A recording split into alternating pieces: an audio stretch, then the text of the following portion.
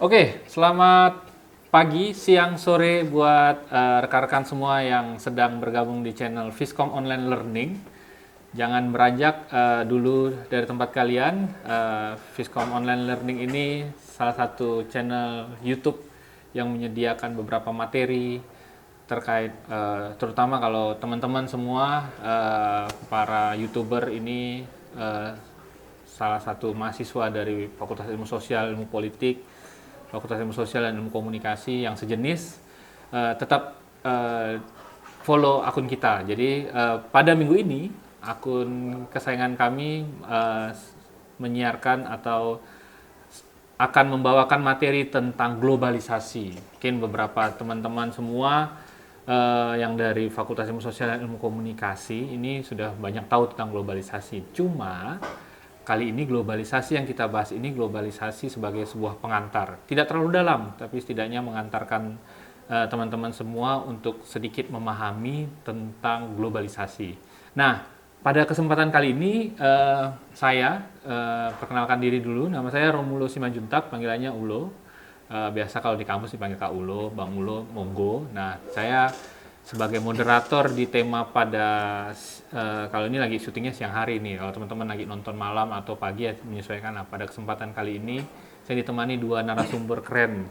Sebagai narasumber yang pertama, nanti pembicara yang pertama itu dibantu sama sebelah kanan saya nih.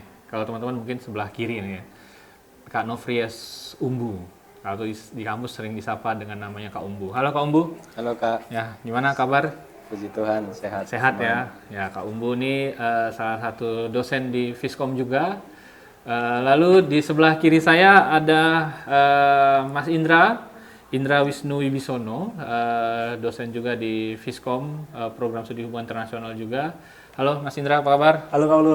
Ya, sehat ya Mas ya? Sehat luar biasa. Oke, nah kami bertiga nih akan membahas tentang globalisasi. Oke, tetap ikuti channel kami ya teman-teman semua. Jangan lupa di like dan subscribe.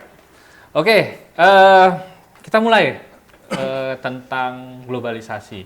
Beberapa dari kita semua sudah sering membicarakan tentang globalisasi, bahkan bicara apa-apa globalisasi. Ngomong sedikit globalisasi. Nah, kalau saya bisa memberikan sebuah pemahaman singkat, definisi singkat gitu ya. Kalau supaya ini kan wilayah akademik, supaya pembicaraannya itu kita tetap di wilayah-wilayah yang koridornya akademik. Nah, kalau teman-teman searching, googling tentang globalisasi, kalau dalam KBBI online, globalisasi dijelaskan proses masuknya ke ruang lingkup dunia. Dunia ini luas sekali teman-teman. Jadi bisa teman-teman nanti bicara di konteks di regional, bisa teman-teman bicara di konteks internasional, di luar wilayah regionnya, itu bisa dikategorikan sebagai globalisasi. Nah, kalau kita pecah satu-satu hurufnya, kita menemukan dua kata yang unik dalam globalisasi, global dan lisation. Global itu artinya dunia, lisation artinya proses. Jadi proses mendunia lah istilahnya. Nah, itu bicara tentang globalisasi. Dalam konteks definisi, dalam konteks pemahaman pecahan kata yang menjadi satu dalam globalisasi. Nah, saya mau ke Kak Umbu dulu nih, sebagai salah satu pembicara yang paling keren nih di sini nih. Menurut Kak Umbu, orang suka mengatakan bahwa globalisasi itu hanya sebagai sebuah isu. Nah, menurut Kak Umbu bagaimana terkait soal globalisasi ini isu apa enggak nih? Silahkan Kak Umbu. Sebenarnya cara orang memperhatikan globalisasi bisa bervariasi begitu ya Kak Ulo. Tapi salah satu yang paling utama memang kebanyakan kita berpikir globalisasi kayaknya isu saja nih. Tapi dalam konteks seperti apa? Memang tadi Kak Ulo sempat jelaskan globalisasi itu artinya sesuatu yang mendunia.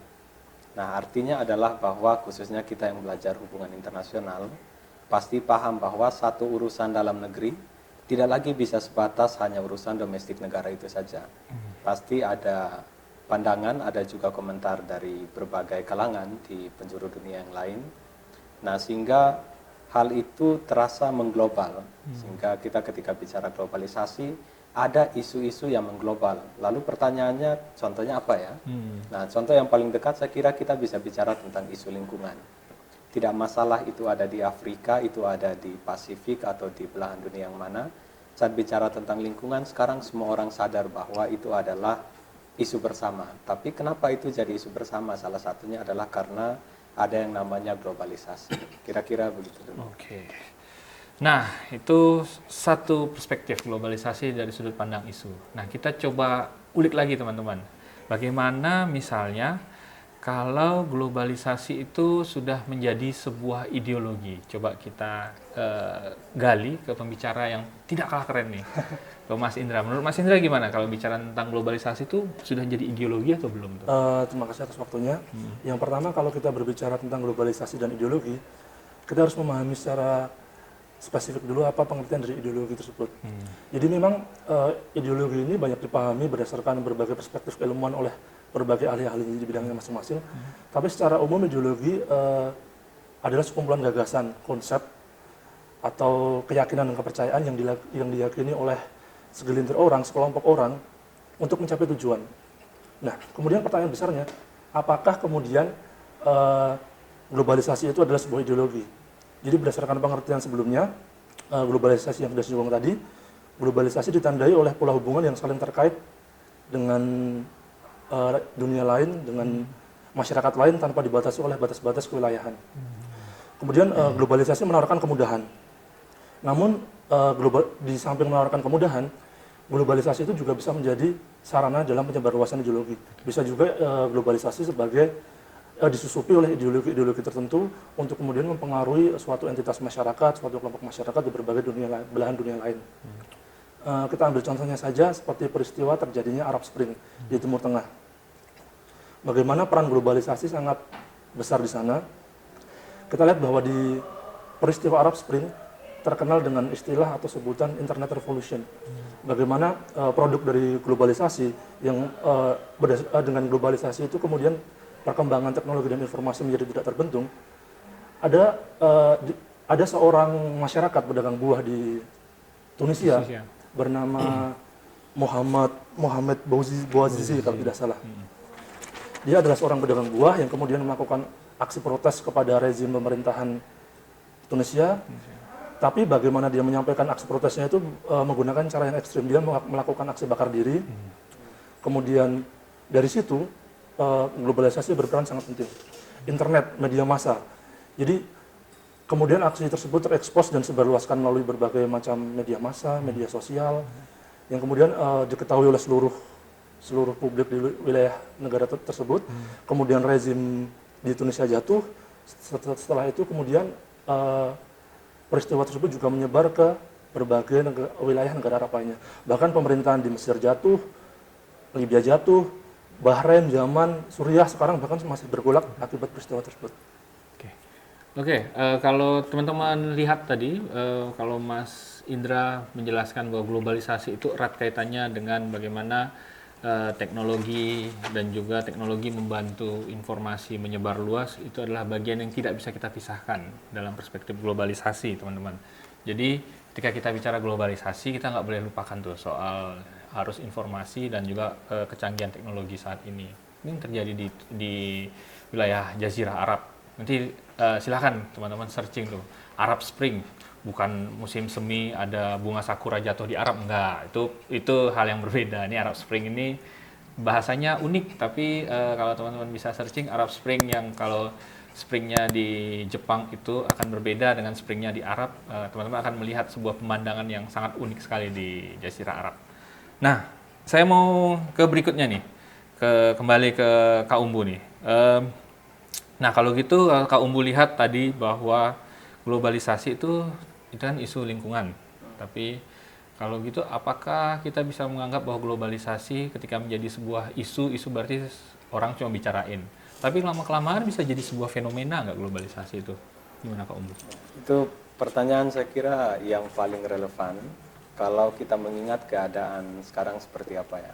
Saya kira teman-teman juga yang lagi menonton bukan hanya kita sendiri di sini, tapi juga yang di rumah dan di seluruh dunia. Saya pikir kita berhadapan dengan sebuah fenomena yang dirasakan semua orang. Itu sekarang kita sedang dalam masa pandemi COVID-19.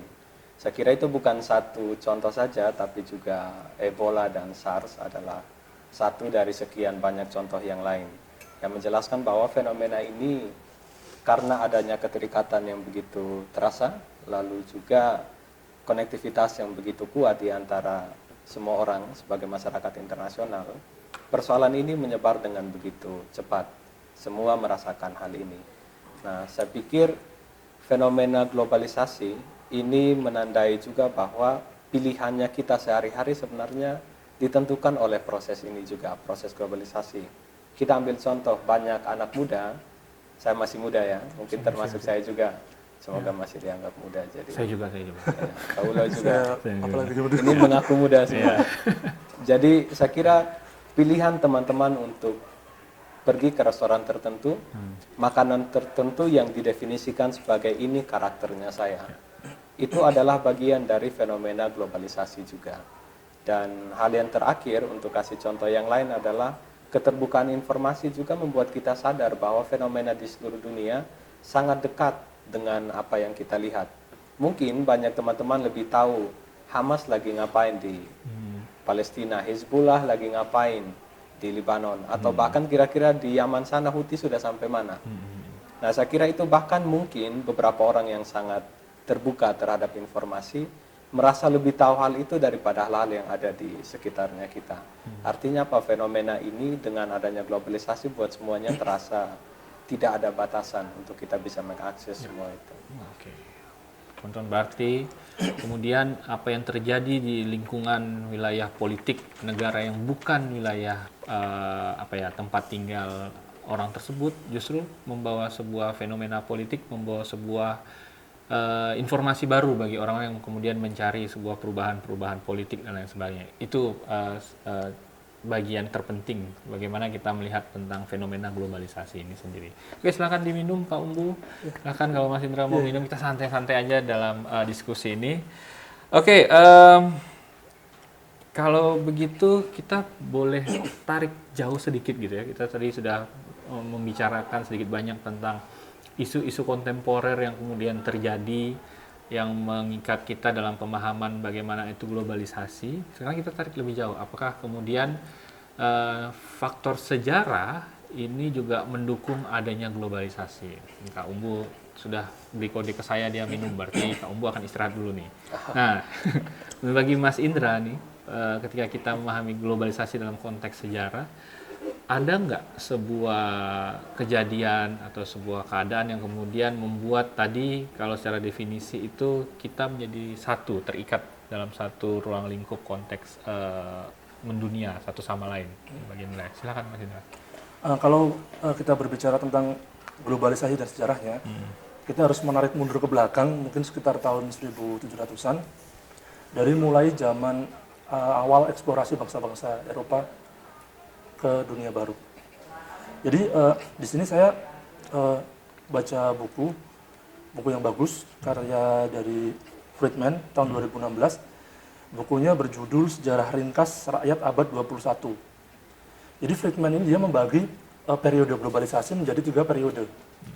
Dia sebut globalisasi periode 1.0, globalisasi 2.0, dan globalisasi 3.0. Jadi di dalam masing-masing periodisasi globalisasi tersebut itu memiliki kekuatan penggerak atau roda penggeraknya masing-masing. Yang pertama, menurut Friedman di globalisasi 1.0 berlangsung sekitar tahun 1492 sampai 1800-an. Hal ini berawal pada saat Christopher Columbus melakukan pelayaran perdagangannya. Jadi dia berlayar menuju dunia baru, menghubungkan dunia lama dan dunia baru, dan tenaga penggerak dalam proses globalisasi ini yaitu tenaga manusia. Tenaga kuda, tenaga mesin uap. Dan juga saat itu yang berkembang pesat itu terciptanya kompas modern. Kompas modern, teknik perkapalan yang kemudian mendorong lahirnya berkembangnya ilmu perkapalan yang kemudian mendorong terjadi eksplorasi besar-besaran bangsa Eropa ke dunia baru. Yang zaman dahulu itu lebih terkenal dengan istilah gold, glory, dan gospel. Ya. Jadi dengan berangkat dari gold, glory, gospel, kemudian mereka pergi ke penjuru dunia, dan dari situ juga sebenarnya lahir sistem kolonialisme yang kita kenal sekarang. Kemudian Yang kedua, periode globalisasi 2.0. Ini berlangsung sekitar tahun 1800 sampai tahun 2000-an. Ini diselingi oleh masa depresi besar pada saat Perang Dunia I dan Perang Dunia II. Dan tenaga penggerak globalisasi ini lebih kepada perusahaan multinasional. Di mana pada saat itu perusahaan multinasional sangat membutuhkan bahan baku, membutuhkan pasar, membutuhkan tenaga kerja. Jadi dia melakukan ekspansi secara overseas kepada negara-negara lain, dan dari situ juga globalisasi tersebar. Kemudian ada globalisasi yang terakhir berdasarkan penuturan statement, yaitu globalisasi 3.0. Jadi dia berkata bahwa globalisasi ini sekarang sedang mencapai puncaknya pada istilah globalisasi 3.0. Mungkin nanti kedepannya ada globalisasi 4.0 dan lainnya. Jadi tenaga penggerak di dalam globalisasi ini, atau globalisasi yang paling modern ini, yaitu tenaga individu. Jadi individu sangat berperan besar dalam proses globalisasi. Kita ambil contoh Elon Musk. Dia pelopor teknologi privatisasi, teknologi keantariksaan, di mana sebelumnya teknologi dan perusahaan-perusahaan keantariksaan dimonopoli oleh negara. Kemudian dia membuka perusahaan dan juga berpengaruh besar dalam proses di situ. Kemudian ada Mark Zuckerberg. Dia punya Facebook, punya media sosial, yang mana itu sebenarnya juga bagian penting dari proses globalisasi. Melalui Facebook lah, melalui sosial media lah, kemudian peristiwa Arab Spring juga terjadi, menyebar ke dunia Arab, rezim-rezim mulai berjatuhan, seperti itu. Oke, berarti kalau tadi bicara soal sejarah, teman-teman, kita tidak boleh menutup informasi kita terkait mulainya eksplorasi yang dilakukan oleh orang-orang Eropa terutama ke the New World bahasanya, ke wilayah Amerika, benua Amerika, Asia, dan juga ke Afrika, yang kemudian itu yang mulai menyatukan kita semua di seluruh dunia. Walaupun bisa kita anggap bahwa itu sedikit pemaksaan gitu ya, ada kolonisasi dan lain sebagainya. Tapi tanpa apa yang mereka lakukan, mungkin kita masih berdiam diri di lingkungan kita sendiri, di negara kita sendiri. Oke, kita lanjutkan dulu diskusinya. Semakin seru ya, atau cuma perasaan saya saja, tapi sebenarnya semakin seru. Nah, kalau mau ditanya, kemudian tadi saya ambil sedikit pernyataan dari Mas Indra. Sekarang sudah individu bermain dalam mengikat globalisasi, membuat orang kemudian saling terikat satu sama lain dari apa yang dilakukan oleh setiap individu. Nah, ini kan materi globalisasi ini kan materi untuk kami lebih eratkan ke hubungan internasional, studi hubungan internasional, teman-teman. Nah, kalau dalam studi hubungan internasional, kita sadar dan percaya ada kekuatan negara di dalamnya. Negara adalah jadi fokus utama karena negara mempunyai kekuatan membuat kebijakan, kekuatan militer, kekuatan apa lagi, resources semua. Ketika ada pemerintahan yang terpilih, itu kekuatan dari negara. Itu analisa penting yang tidak bisa dilepaskan negara dalam beberapa kebijakan dan kekuatan power politik yang mereka hasilkan. Nah, pertanyaannya nih, saya kembali ke Kak Umbu. Sudah, tadi istirahatnya sudah Kak Umbu ya? Sudah. Nah, menurut Kak Umbu, kalau begitu dengan tadi pernyataan Mas Indra, semakin ke sini globalisasi lebih kuat, kencang dengan individu. Menurut Mas Umbu sendiri, posisi negara dengan keadaan globalisasi sendiri itu pandangannya Mas Umbu bagaimana? Ini pertanyaan ternyata sulit kayak kalau tanya kira-kira bagaimana negara berhadapan dengan globalisasi, kira-kira begitu. Jawaban ini memang saya kira tidak bisa dalam satu sudut pandang. Pada titik tertentu kita bisa beranggapan bahwa negara perannya memang memudar. Nah, bisa kita lihat dari segi apa? Contohnya dari investasi. Nah, kita lihat ada namanya pasar modal, lalu ada FDI atau Foreign Direct Investment. Nah, teman-teman bisa familiar itu dengan perhatikan Freeport. Kemarin kasusnya kan sempat besar sekali di Indonesia. Katanya negara Indonesia negara yang kuat, pemerintahnya stabil. Tapi kenapa hanya untuk akuisisi sekian persen saham, itu alot sekali negosiasinya. Artinya adalah mereka menemukan bahwa sepertinya negara bukan satu-satunya pemain dalam pasar internasional. Sepertinya perusahaan multinasional seperti Freeport itu punya pengaruh yang kuat atas dasar basis modal asing yang mereka tanamkan. Itu bisa dimainkan dengan cara-cara tertentu yang bisa mendikte negara juga paling dalam batas yang minimal ya, tidak dalam artian yang luas. Nah, kemudian kita bisa lihat juga kemudian saat kita bicara tentang industri global. Nah, itu juga membuat kita sekarang barang-barang yang kita peroleh itu semua dari hasil ekspor dan impor, yang saya kira kadang-kadang banyak konsumen yang mungkin ribut-ribut kayak di Amerika kalau barang-barang murah dari Cina contohnya tidak lagi masuk. Kenapa? Karena ada ketergantungan di sana. Negara tidak bisa meminimalisir pasar hanya dalam tingkatan yang dimaui oleh negara. Nah, pasar internasional ini memang salah satu hal paling signifikan yang diinduksi oleh globalisasi untuk bilang bahwa oke, negara bukan satu-satunya aktor yang paling utama kalau memang mau dibilang bahwa mereka masih yang terkuat.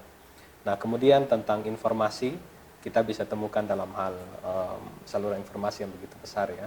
Negara bukan satu-satunya provider informasi. Kita bahkan sekarang bisa menjadi informan sendiri lewat media sosial yang kita punya. Kita bisa melembagakan itu kepada masyarakat luas, khususnya bagi mereka yang punya pengaruh lebih besar seperti itu. Nah, yang terakhir adalah tentang individu. Kita sebagai konsumen tidak harus menunggu barang dari BUMN, barang dari perusahaan negara saja untuk kita beli, tapi kita sendiri bisa langsung beli Netflix, bisa langsung langganan di eBay, bisa langsung ke Amazon, tanpa harus minta izin lewat Kementerian Perindustrian contohnya. Nah, lalu itu yang paling terakhir lagi, tadi dalam posisi di mana saya sempat bilang ini batasan negara, oke, seolah memudar. Tapi satu sisi yang lain yang tidak kalah penting adalah terkadang saya bisa melihat bahwa globalisasi itu semakin menegaskan posisi negara yang begitu kuat. Kita ambil contoh, tadi kita bicara ada isu globalisasi, ada fenomena, ada ideologi. Tapi kita bisa temukan ketika ada pelanggaran HAM, isu HAM yang begitu mengemuka, atau isu Black Lives Matter, itu semua tidak bisa kita paksakan hanya karena kita mengatakan ini globalisasi, semua orang peduli. Tetapi itu menegaskan bahwa bahkan ketika semua masyarakat internasional concern terhadap satu isu yang sama, tetap saja kita tidak bisa melakukan tindakan tertentu yang mendelegitimasi pemerintahan yang berdaulat. Artinya apa? Globalisasi sepertinya tetap belum merupakan suatu proses yang mengurangi atau bahkan meniadakan perannya negara. Kira-kira begitu. Ada 4 hal tadi yang Kak Umbu bahas, investasi, industri, informasi, dan individual. Walaupun di akhir Kak Umbu menyebutkan bahwa ya satu sisi globalisasi tidak serta-merta kita bisa langsung menggulingkan satu pemerintahan karena kemudian tidak setuju terhadap satu kejadian di negara tersebut. Nah, kalau dari pandangannya Mas Indra nih soal peran negara saat ini dalam keadaan-keadaan globalisasi, apakah kemudian penjelasan Kak Umbu lebih banyak hal yang kemudian bermainnya individu sangat kencang. Tapi kalau yang sangat kuat peran negara dalam globalisasi, Mas Indra punya pandangan sendiri nggak? Jadi pertama-tama saya setuju dengan pendapat Kak Umbu tadi bahwa dalam era globalisasi ini sepintas memang peran negara terlihat seperti memudar, kabur gitu.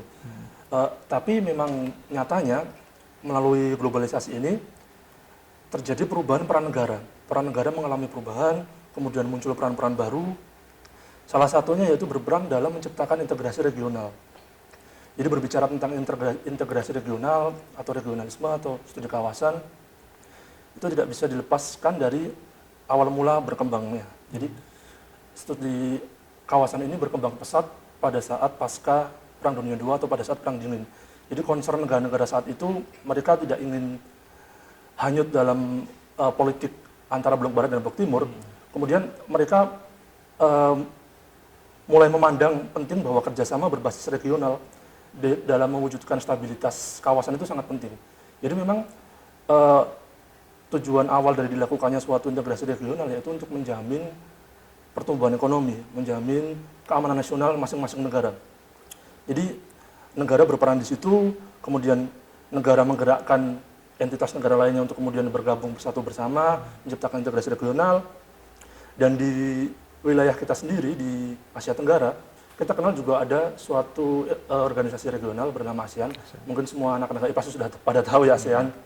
Jadi negara atau kita bilang saja negara kita Indonesia di situ sangat berperan penting dalam terciptanya ASEAN. Indonesia merupakan salah satu inisiator berdirinya ASEAN. Indonesia salah satu penggagas ASEAN Security Community. Kemudian Indonesia menjadi mediator selaku negara paling berpengaruh di ASEAN. Negara negara kita Indonesia sering menjadi mediator bagi negara-negara di ASEAN yang mungkin memiliki konflik kepentingan satu dengan lainnya. Kemudian peran yang kedua, peran negara dalam menghadapi krisis di era globalisasi. Globalisasi memang memberikan kemudahan kepada banyak orang, banyak negara. Tapi di sisi lain globalisasi juga menjadi ancaman.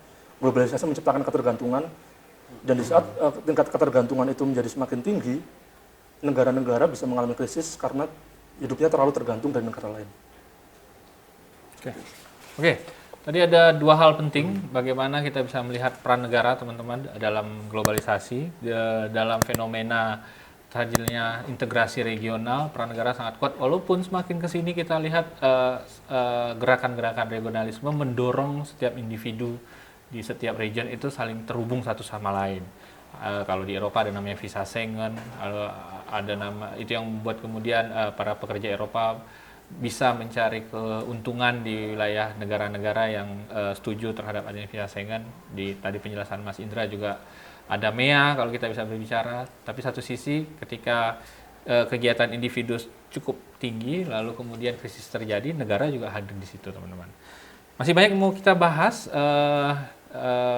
Satu pertanyaan terakhir mungkin buat Mas Indra dengan Kak Umbu.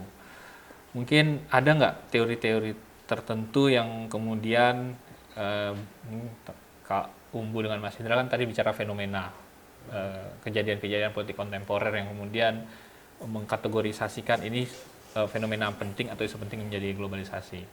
Kalau kita memahami dari sudut pandang teori, bagaimana kita ada teori tertentu nggak yang kemudian membantu kita memahami tentang globalisasi? Saya kira ada beberapa pendekatan ya, mungkin nanti ditambahkan sama Mas Indra juga.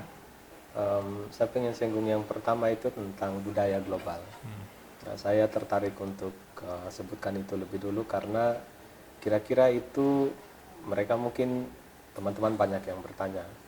Kita merasakan globalisasi itu hanya sebagai sebuah hal yang akademik yang dibahas dalam tataran konseptual ataukah sesuatu yang dekat dengan kehidupan kita sehari-hari.